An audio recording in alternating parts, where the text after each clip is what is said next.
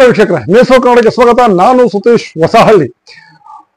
ಈ ಬಿಜೆಪಿ ಮತ್ತೆ ಜೆಡಿಎಸ್ ಮೈತ್ರಿ ಏನಿದೆ, ಈ ಮೈತ್ರಿಯನ್ನ ಕರ್ನಾಟಕದ ಜನ ಒಪ್ತಾ ಇಲ್ಲ. ಕರ್ನಾಟಕ ಜನಕ್ಕೆ ಈ ಮೈತ್ರಿ ಬಗ್ಗೆ ವಿಶ್ವಾಸ ಇಲ್ಲ. ಕಳೆದ ಬಾರಿ ಎರಡು ಪಕ್ಷಗಳು ಎಷ್ಟು ಹೀನಾಯವಾಗಿ ಸೋಲನ್ನ ಕಂಡಿದ್ವೋ ಅಷ್ಟೇ ಹೀನಾಯವಾಗಿ ಈ ಒಂದು ಲೋಕಸಭಾ ಚುನಾವಣೆಯಲ್ಲಿ ಸೋಲುತ್ತೆ, ಹೀನಾಯವಾಗಿ ಸೋಲುತ್ತೆ. ಬಿಜೆಪಿ ಮತ್ತು ಜೆಡಿಎಸ್ ಎರಡು ಪಕ್ಷಗಳು ಎರಡು ಅಂಕಿಯನ್ನ ದಾಟಲ್ಲ. ಸಿಂಗಲ್ ಅಂಕಿ, ಎರಡು ಅಂಕಿ ದಾಟಲ್ಲ ಅಂತಲ್ಲ, ಎರಡು ಅಂಕಿ ರೀಚೇ ಆಗಲ್ಲ, ಸಿಂಗಲ್ ಡಿಜಿಟ್ ಹಾಗಂತ ಹೇಳ್ತಕ್ಕಂಥ ನಾನಲ್ಲ, ಅಥವಾ ನಮ್ಮ ಚಾನಲ್ ಕೂಡ ಅಲ್ಲ. ಬದಲಾಗಿ ಗುರುರಾಜಂಚನ್ ಒಂದು ಏನು ಸಮೀಕ್ಷಾ ಸಂಸ್ಥೆಯನ್ನು ನಡೆಸ್ತಾ ಇದ್ದಾರೆ, ಗುರುರಾಜಂಚನ್ ಅವರು ಒಂದು ಸಮೀಕ್ಷೆಯನ್ನ ಮಾಡಿದ್ದಾರೆ. ಆ ಸಮೀಕ್ಷೆಯನ್ನ ಅಂದ್ರೆ ಈ ಬಾರಿಯ ಲೋಕಸಭಾ ಚುನಾವಣೆಯ ಕಡೆಯ ಸಮೀಕ್ಷೆ ಇದು ಅನ್ಸುತ್ತೆ. ಇಂಥ ಒಂದು ಕಡೆಯ ಸಮೀಕ್ಷೆಯನ್ನು ಬಿಡುಗಡೆ ಮಾಡಿದ್ದಾರೆ. ಮೊನ್ನೆ ಅವರು ಬಿಡುಗಡೆ ಮಾಡಿ ಅವರು ಟ್ವಿಟ್ಟರ್ ನಲ್ಲಿ ಹಂಚಿಕೊಂಡಿದ್ದಾರೆ. ಅವರು ಹೇಳ್ತಾರೆ, ಈ ಮೈತ್ರಿ ನಿಜವಾಗಲೂ ಕರ್ನಾಟಕದ ಜನ ಒಪ್ತಾ ಇಲ್ಲ. ಈ ಮೈತ್ರಿ ವಿರುದ್ಧ ಕರ್ನಾಟಕದ ಜನ ಮತದಾನವನ್ನ ಮಾಡ್ತಾರೆ ಅನ್ನೋ ಮಾತನ್ನ ಗುರುರಾಜಂಚನ್ ಅವರು ಹೇಳ್ತಾರೆ ವೀಕ್ಷಕರೇ. ಜೊತೆಗೆ ಇನ್ನೊಂದೇನಂತಂದ್ರೆ, ಅವ್ರು ಸುಮಾರು 67,242 ಶಾಂಪಲ್ಸ್ಗಳನ್ನ ಸರ್ವೆ ಸ್ಯಾಂಪಲ್ಗಳನ್ನ ಕನೆಕ್ಟ್ ಮಾಡ್ತಾರೆ. 28 ಲೋಕಸಭಾ ಕ್ಷೇತ್ರಗಳಲ್ಲೂ ಕೂಡ ತಿರುಗಾಡಿ 67,242 ಸರ್ವೆ ಸ್ಯಾಂಪಲ್ಗಳನ್ನ ಕನೆಕ್ಟ್ ಮಾಡಿ ಈ ಒಂದು ಸರ್ವೆಯನ್ನ ಇಡ್ತಾ ಇದ್ದಾರೆ. ಈ ಒಂದು ಸರ್ವೆ ಪ್ರಕಾರ ಕರ್ನಾಟಕದಲ್ಲಿ ಯಾರ್ಯಾರು ಎಷ್ಟೆಷ್ಟನ್ನ ಗೆಲ್ತಾರೆ ಅಂತ ನೋಡೋದಾದ್ರೆ, ಕಾಂಗ್ರೆಸ್ ಇಲ್ಲಿ 16ರಿಂದ 22 ಸ್ಥಾನವನ್ನ ಗೆಲ್ಲುತ್ತೆ. ಮೊದಲ ಸರ್ವೆ ನಾವಿಲ್ಲಿ ಯೋಚನೆಯನ್ನ ಮಾಡಬೇಕು. ಮೊದಲ ಸರ್ವೆ ಇದು. ಕಾಂಗ್ರೆಸ್ 20ನ್ನ ಕ್ರಾಸ್ ಆಗುತ್ತೆ ಅಂತ ಹೇಳ್ತಿರ್ತಕ್ಕಂಥ ಮೊದಲ ಮತ್ತು ಏಕೈಕ ಸರ್ವೆ ಅಂದ್ರೆ ಅದು ಗುರುರಾಜಂಚನ್ ಅವರ ಸರ್ವೆ. ನಂತರ ಬಿಜೆಪಿ ಪ್ಲಸ್ ಜೆಡಿಎಸ್ ಎಷ್ಟನ್ನ ಗೆಲ್ಲುತ್ತೆ ಅಂದ್ರೆ ಸುಮಾರು 6ರಿಂದ 9 ಸ್ಥಾನಗಳನ್ನ ಇಲ್ಲಿ ಗೆಲ್ಲಲಿಕ್ಕೆ ಮಾತ್ರ ಸಾಧ್ಯ ಅಂತ ಗುರುರಾಜಂಚನ್ ಅವರ ಸರ್ವೆ ಹೇಳುತ್ತೆ.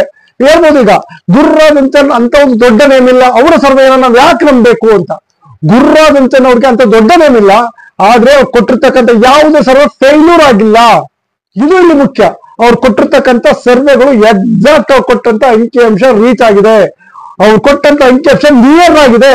ಸೊ ಹಾಗಾಗಿ ಗುರುರಾಜಂಚನ್ ಅವ್ರನ್ನ ನಂಬಬೇಕು. ಜೊತೆಗೆ ಇನ್ನೊಂದ್ರೆ ಇಲ್ಲಿ ಸಿ ವೋಟರ್ಸ್ ಇದೆ, ಜೊತೆಗೆ ಟುಡೆ ಚಾಣಕ್ಯ ಇದೆ, ಜಿಟಿಜಿ ಇದೆ. ಇವೆಲ್ಲ ದೊಡ್ಡ ದೊಡ್ಡ ಸರ್ವೆ ಸಂಸ್ಥೆಗಳು. ಜೊತೆಗೆ ಒಂದು ರೀತಿ ಕಾರ್ಪೊರೇಟ್ ಸಂಸ್ಥೆಗಳ ಜೊತೆ ಒಪ್ಪಂದವನ್ನ ಮಾಡ್ಕೊಂಡು ಸರ್ವೆಯನ್ನ ಮಾಡ್ತಕ್ಕಂಥವು.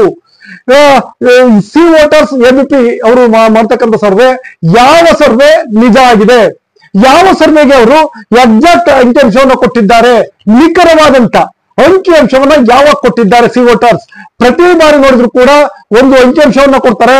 ಚುನಾವಣೆ ನಡೆದಾದ ನಂತರ ಆ ಅಂಕಿಅಂಶ ಫೇಲ್ಯೂರ್ ಆಗಿರುತ್ತೆ. ಈ ಸಿ ವೋಟರ್ಸ್ ಏನ್ ಕೊಡ್ತಾರೆ ಅದನ್ನ ನಮ್ಮ ಮೇನ್ ಸ್ಟ್ರೀಮ್ ಮೀಡಿಯಾಗಳು ಎಲ್ಲವೂ ಅದನ್ನೇ ತೋರಿಸ್ತವೆ. ನಮ್ಮ ಮೇನ್ ಸ್ಟ್ರೀಮ್ ಮೀಡಿಯಾಗಳಿಗೆ ಸಿ ವೋಟರ್ಸ್ ಮತ್ತೆ ಟುಡೆ ಚಾಣಕ್ಯ, ಇಟಿಜಿ ಇವ್ರನ್ನ ಬಿಟ್ರೆ ಬೇರೆ ಸಮೀಕ್ಷೆಗಳೇ ಸಿಗಲ್ಲ. ಈ ಮೇನ್ ಸ್ಟ್ರೀಮ್ ಮೀಡಿಯಾಗಳಿಂದಾವೆ ಇವೆಲ್ಲರಿಗೂ ಕೂಡ ಇವರದೇ ಸರ್ವೆ ವೇದವಾಕ್ಯ ಅಥವಾ ಭಗವದ್ಗೀತೆ ಇದ್ದಾಗೆ. ಈ ಸರ್ವೆಗಳು ಭಗವದ್ಗೀತೆ ಅಥವಾ ಬೈಬಲ್ ಇದ್ದಾಗೆ. ಇವೇನ್ ಸರ್ವೆ ಬಿಡುಗಡೆ ಮಾಡ್ತಾರೆ ಅದನ್ನೇ ತೋರಿಸ್ತಾರೆ. ಇದುವರೆಗೆ ಅವ್ರು ಮಾಡಿದಂತ ಯಾವ ಸರ್ವೆಯೂ ಕೂಡ ಎಕ್ಸಾಕ್ಟ್ ಅಂಕಿಅಂಶವನ್ನ, ನಿಖರವಾದ ಅಂಕಿಅಂಶವನ್ನ ಕೊಟ್ಟಿಲ್ಲ. ಉದಾಹರಣೆಗೆ 2023 ಚುನಾವಣೆಯನ್ನು ತಗೊಂಡ್ರೆ ಕರ್ನಾಟಕದಲ್ಲಿ ಕಾಂಗ್ರೆಸ್ 90ರ ಗಡಿ ದಾಟಲ್ಲ, 100 ರೀಚ್ ಆಗ ಸಾಧ್ಯನೇ ಇಲ್ಲ ಕಾಂಗ್ರೆಸ್. ಇಲ್ಲಿ ಭಾರತೀಯ ಜನತಾ ಪಕ್ಷ 105ರಿಂದ 110 ಮೇಲೆ ಗೆಲ್ಲುತ್ತೆ ಅಂತ ಸಿ ವೋಟರ್ಸ್, ಟುಡೆ ಚಾಣಕ್ಯ ಇವರೆಲ್ಲರೂ ಕೊಟ್ಟಿದ್ರು. ಒಂದ್ ವೇಳೆ ಬಂದ್ರೆ ಸಮ್ಮಿಶ್ರ ಸರ್ಕಾರ ಬರುತ್ತೆ, ಇಲ್ಲ ಅಂದ್ರೆ ಭಾರತೀಯ ಜನತಾ ಪಕ್ಷ ಸಂಪೂರ್ಣ ಬಹುಮತದೊಂದಿಗೆ ಅಧಿಕಾರಕ್ಕೆ ಬರುತ್ತೆ ಅಂತ. ಆದ್ರೆ ಚುನಾವಣೆ ನಡೆದ ನಂತರ ನೋಡಿದ್ರೆ ಬಿಜೆಪಿ 65 ಸ್ಥಾನವನ್ನು ದಾಟಕ್ಕಾಗ್ಲಿಲ್ಲ, 70 ರೀಚ್ ಆಗಲಿಲ್ಲ ಬಿಜೆಪಿ. ಜೆಡಿಎಸ್ 19-20ಕ್ಕೆ ನಿಂತೋಯ್ತು ಜೆಡಿಎಸ್. ಆದ್ರೆ ಕಳೆದ ಬಾರಿ 2023ರಲ್ಲಿ ಇದೇ ಅಂಚನ್ ಅವರು ಕೊಟ್ಟಿದ್ದಂತ, ಗುರುರಾಜ್ ಅವರು ಕೊಟ್ಟಿದ್ದಂತ ಸಮೀಕ್ಷೆ ಏನಿದೆ, ಆ ಸಮೀಕ್ಷೆ ಪ್ರಕಾರ ಕಾಂಗ್ರೆಸ್ ಅಧಿಕಾರಕ್ಕೆ ಬತ್ತು. 130ರಿಂದ 140, ಖಂಡಿತವಾಗಿ 130, ಅದ್ರ ನಡುವೆ 136ರಲ್ಲಿ ಅವರು ನಿಂತರು ಕಾಂಗ್ರೆಸ್ನವರು. ಇದು ಸಮೀಕ್ಷೆ ಈ ತರ ಇರ್ಬೇಕು. ಯಾಕೆಂದ್ರೆ ಯಾರು ಗ್ರೌಂಡ್ ಲೆವೆಲ್ ಇಳಿದು ವರ್ಕ್ ಮಾಡ್ತಾರೋ ಆ ಸಮೀಕ್ಷೆ ಒಂದು ನಿಖರವಾದಂತ ಅಂಕಿಅಂಶವನ್ನ ಕೊಡ್ತವೆ. ಯಾರು ಕೇವಲ ಯಾವುದೋ ಒಂದು ಸಂಸ್ಥೆಯೊಂದಿಗೆ ಒಪ್ಪಂದ ಮಾಡ್ಕೊಂಡು ಯಾರನ್ನ ಮೆಚ್ಚಿಸ್ಲಿಕ್ಕೆ, ಯಾರೋ ಉದ್ಯಮಿಗಳ ಕೈಗೊಂಬೆಯಾಗಿ ಕೆಲಸವನ್ನ ಮಾಡ್ತಕ್ಕಂಥ ಕಾರ್ಪೊರೇಟ್ ಕಂಪನಿಯ ರೀತಿಯಲ್ಲಿ ಸಮೀಕ್ಷೆಯನ್ನ ಮಾಡ್ತಾರೋ ಆ ಸಮೀಕ್ಷೆಗಳು ಫೇಲ್ಯೂರ್ ಆಗ್ತಾ ಇದೆ, ಫೇಲ್ಯೂರ್ ಆಗ್ತಿದ್ದಾವೆ, ಈ ಬಾರಿ ಕೂಡ ಫೇಲ್ಯೂರ್ ಆಗ್ತವೆ. ಸೊ ಹಾಗಾಗಿ ಇಲ್ಲಿ ಗುರುರಾಜ್ ವೆಂಚನ್ನವರ ಸಮೀಕ್ಷೆಯನ್ನ ನಾವು ನಂಬಬಹುದು. ಇದು ನಿಖರವಾದ ಸಮೀಕ್ಷೆ ಅಂತ ಹೇಳಿದ್ರೆ ಮಾತಿಲ್ಲ ವೀಕ್ಷಕರೇ. ನಂತರ ಕರ್ನಾಟಕ ನಮ್ಮ ಸ್ಥಳೀಯ ಈ ದಿನ.com ಅಂತ ಒಂದು ಸುದ್ದಿ ಸಂಸ್ಥೆ ಇದೆ. ಆ ಈ ದಿನ.com ಸುದ್ದಿ ಸಂಸ್ಥೆ ಕೂಡ ಒಂದು ಸಮೀಕ್ಷೆ ನಡೆಸಿದ್ದಾರೆ. ಅವರ ಸಮೀಕ್ಷೆ ಪ್ರಕಾರ ಅವರು ಸಂಪೂರ್ಣ ಗ್ರೌಂಡ್ ಲೆವೆಲ್ ಇರ್ತಾರೆ, ಪ್ರತಿ ಲೋಕಸಭಾ ಕ್ಷೇತ್ರಕ್ಕೆ ಹೋಗ್ತಾರೆ, ಪ್ರತಿ ಗ್ರಾಮ ಪಂಚಾಯತ್ ಲೆವೆಲ್ ಅಲ್ಲಿ ಅವರು ಸರ್ವೆ ಶಾಂಪಲ್ಗಳನ್ನ ಕಲೆಕ್ಟ್ ಮಾಡಿದ್ದಾರೆ. ಅವರ ಸರ್ವೆ ಪ್ರಕಾರ ಅವರು ಯಾರು ಹೆಚ್ಚು ಸ್ಥಾನವನ್ನು ಗೆಲ್ತಾರೆ ಅನ್ನೋದಕ್ಕಿಂತ ಜನಪ್ರಿಯತೆ ಎಷ್ಟು, ವೋಟ್ ಶೇರಿಂಗ್ ಹೇಗಿದೆ ಅಂತ ಒಂದು ಸಮೀಕ್ಷೆಯನ್ನು ಬಿಡುಗಡೆ ಮಾಡಿದ್ದಾರೆ. ಸೊ ಅದರ ಬಗ್ಗೆ ನಾವು ಮಾತನಾಡೋದಾದ್ರೆ ಈ ದಿನ.com ಅವರು ಕೊಟ್ಟಿರ್ತಕ್ಕಂಥದ್ದು, ಈ ಕರ್ನಾಟಕದಲ್ಲಿ ಹೆಚ್ಚು ಜನಪ್ರಿಯ ನಾಯಕ ಯಾರು, ಇಬ್ಬರ ಹೆಸರು ಮುಂದಿರ್ತಾರೆ, ಒಂದು ಮೋದಿನ ಮತ್ತೊಂದು ಸಿದ್ದರಾಮಯ್ಯನ ಅಂತ. ಮೋದಿ ಅವರಿಗೆ ಸುಮಾರು 40.81 ಜನ ಜನಪ್ರಿಯ ನಾಯಕ ಅಂತ ಹೇಳಿದ್ರೆ, ಸಿದ್ದರಾಮಯ್ಯ ಅವರಿಗೆ 42.27 ಜನ ಜನಪ್ರಿಯ ನಾಯಕ ಅಂತ ಹೇಳ್ತಾರೆ. ಇದು ಇಂಪಾರ್ಟೆಂಟ್ ಏನಂತ ಅಂದ್ರೆ ಇಲ್ಲಿ ತುಂಬಾ ಇಂಪಾರ್ಟೆಂಟ್ ಇದು. ಏನಂದ್ರೆ ಜನಪ್ರಿಯತೆ, ಯಾವೊಬ್ಬ ಮಾಸ್ ಲೀಡರ್ ಜನಪ್ರಿಯ ನಾಯಕನಾಗ ಬರುವಂತಾರೋ ಆಗ ಅವ್ರ ವೋಟ್ ಶೇರಿಂಗ್ ಜಾಸ್ತಿ ಆಗುತ್ತೆ, ಫಾಲೋವರ್ಸ್ ಜಾಸ್ತಿ ಆಗ್ತಾರೆ, ಜೊತೆಗೆ ಆ ಮತವನ್ನ ಗಳಿಸ್ತಕ್ಕಂಥ ಇದೆಯಲ್ಲ ಅದು ಹೆಚ್ಚಾಗ್ತದೆ, ಮತವನ್ನ ಸೆಳೆತಕ್ಕಂಥ ಶಕ್ತಿ ಜಾಸ್ತಿ ಆಗುತ್ತೆ ಅವರಿಗೆ. ಹಾಗಾಗಿ ಸೊ ಕರ್ನಾಟಕದಲ್ಲಿ ಸಿದ್ದರಾಮಯ್ಯ ಜನಪ್ರಿಯತೆ ಪ್ಲಸ್ ಅಲ್ಲಿ ಕೊಟ್ಟಿರ್ತಕ್ಕಂಥ ಉಚಿತ ಭಾಗ್ಯಗಳು ಇವೆರಡೂ ಸೇರಿ ಕರ್ನಾಟಕದಲ್ಲಿ ಈ ಬಾರಿ ಕಾಂಗ್ರೆಸ್ ಮರಳಿ ಏನು ಹೆಚ್ಚು ಸೀಟ್ಗಳನ್ನ ಪಡೆಯಲಿಕ್ಕೆ ಲೋಕಸಭೆಯಲ್ಲಿ ಸಾಧ್ಯ ಆಗುತ್ತೆ ಅಂತ ಹೇಳ್ತಾ ಈ ಸರ್ವೆ. ಜೊತೆಗೆ ವೋಟ್ ಶೇರಿಂಗ್ ಬಗ್ಗೆ ಮಾತನಾಡ್ತಾರೆ ಅವರು. ವೋಟ್ ಶೇರಿಂಗ್ ಬಗ್ಗೆ ಹೇಳ್ಬೇಕಾದ್ರೆ ಕಾಂಗ್ರೆಸ್ 46.41 ವೋಟ್ ಶೇರ್ ಒಂದು ತಗೊಂಡಿದೆ. 46.41 ವೋಟ್ ಶೇರ್ ನ ಕಾಂಗ್ರೆಸ್ ಪಡ್ಕೊಂಡ್ರೆ ಬಿಜೆಪಿ ಮತ್ತೆ ಜೆಡಿಎಸ್ ಎರಡೂ ಸೇರಿ 44.27% ವೋಟ್ ಶೇರ್ ನ ಪಡಿತಾರೆ. ಇನ್ನ ಅದರಲ್ಲಿ ನಾಟ್ ಡಿಸೈಡೆಡ್ ಅಂದ್ರೆ ನಾವು ಇನ್ನೂ ತೀರ್ಮಾನ ಮಾಡಿಲ್ಲ ಯಾರಿಗೆ ಮತ ಕೊಡಬೇಕು ಅಂತ ನಾವು ತೀರ್ಮಾನ ಮಾಡಿಲ್ಲ ಅನ್ನೋರು 7.42% ಜನ ಇದ್ದಾರೆ. ಇನ್ನು ಅದರ್ ಪಾರ್ಟೀಸ್ ಇಂಡಿಪೆಂಡೆಂಟ್ ನಿಂತವರಿಗೆ ಅಂತ ಹೇಳಿರ್ತಕ್ಕಂಥವ್ರು 0.85% ಇದ್ದಾರೆ. ಇದೆಲ್ಲಕ್ಕಿಂತ ಇಲ್ಲಿ ತುಂಬಾ ಗಮನ ಹರಿಸಬೇಕಂತ ಒಂದು ವಿಚಾರ ಇದೆ. ಏನಂದ್ರೆ ನೋಟಕ್ಕೆ ನೋಡಿ, ನೋಟಕ್ಕೆ ಯಾವಾಗ್ಲೂ ಕೂಡ ಇಷ್ಟೊಂದು ಪರ್ಸೆಂಟ್ ಇರಲಿಲ್ಲ. ಈ ಬಾರಿ 1.5% ಜನ ನೋಟಕ್ಕೆ ಮತವನ್ನ ಕೊಡ್ತಿದ್ದಾರೆ. ಇದು 1.8% ಇರಲ್ಲ, ಇದರಲ್ಲಿ ಬಹುತೇಕ 99% ಭಾರತೀಯ ಜನತಾ ಪಕ್ಷಕ್ಕೆ ಮತವನ್ನ ಕೊಡ್ತಿದ್ದವರು. ಭಾರತೀಯ ಜನತಾ ಪಕ್ಷಕ್ಕೆ ಯಾರು ಮತವನ್ನು ಕೊಡ್ತಿದ್ರು ಅವರು ಈ ಬಾರಿ ನೋಟಕ್ಕೆ ಮೊರೆ ಹೋಗಿದ್ದಾರೆ. ಕಾರಣ ಏನಂದ್ರೆ ಭಾರತೀಯ ಜನತಾ ಪಕ್ಷ, ಆದ್ರೆ ಭಾರತೀಯ ಜನತಾ ಪಕ್ಷದ ಮೇಲೆ ಕೋಪ ಇದೆ, ಅವರಿಗೆ ಮತ ಕೊಡಕ್ಕಾಗಲ್ಲ, ಹಾಗಂತ ಕಾಂಗ್ರೆಸ್ಗೆ ಮತ ಕೊಡಕ್ಕಾಗಲ್ಲ. ಆ ಕಾರಣಕ್ಕೆ ಅವರು ಈ ಬಾರಿ ನೋಟಕ್ಕೆ ಪರಿವರ್ತನೆ ಆಗಿದ್ದಾರೆ. ಸೊ ಏನು 1.5% ಜನ ವೋಟ್ ಕೊಡ್ತಾರೆ ನೋಟಕ್ಕೆ, ಅಷ್ಟು ಕೂಡ ಕಾಂಗ್ರೆಸ್ಗೆ ಲಾಭ. ಅದರಲ್ಲೂ ನಾವು ಕರಾವಳಿಯಲ್ಲಿ ಗಮನಿಸಿದ್ರೆ ಗೊತ್ತಾಗುತ್ತೆ. ಸೌಜನ್ಯ ಪ್ರಕರಣದಲ್ಲಿ ನೋಟ ಅಭಿಯಾನ ದೊಡ್ಡದಾಗ ಆಗ್ತಾ ಇದೆ.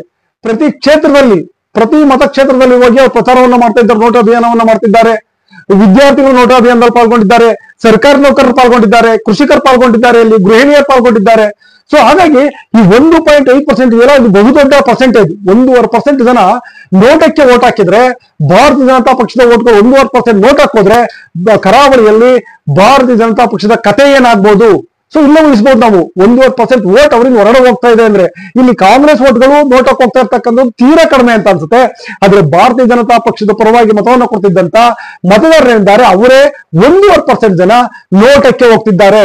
ಇದು ಕೂಡ ಇಲ್ಲಿ ಕಾಂಗ್ರೆಸ್ಗೆ ಪ್ಲಸ್ ಪಾಯಿಂಟ್. ಹಾಗಾಗಿ ಈ ಒಂದು ಸಮೀಕ್ಷೆಯ ಪ್ರಕಾರ ಈ ಬಾರಿ ಕರ್ನಾಟಕದಲ್ಲಿ ಕಾಂಗ್ರೆಸ್ ಕಡಿಮೆ ಅಂದ್ರೆ 16ರಿಂದ 20 ಲೋಕಸಭಾ ಕ್ಷೇತ್ರಗಳು ಸುಲಭವಾಗಿ ಗೆಲ್ಲುತ್ತೆ ಅಂತ ಹೇಳ್ತಾರೆ. 16ರಿಂದ 20. ಜೊತೆಗೆ ಇದೆಲ್ಲ ಇನ್ನೊಂದು ಕಾರಣ ಏನಂತ ಅಂತ ಹೇಳಿದ್ರೆ ಅವರು ಏನು ಬ್ಯಾಕ್ ಫೈರ್ ಮಾಡ್ತಕ್ಕಂಥವ್ರು ಇದ್ದಾರೆ ಬಿಜೆಪಿಯಲ್ಲಿ, ಏನ್ ಬಂಡಾಯ ಎದ್ದಿದ್ದಾರೆ.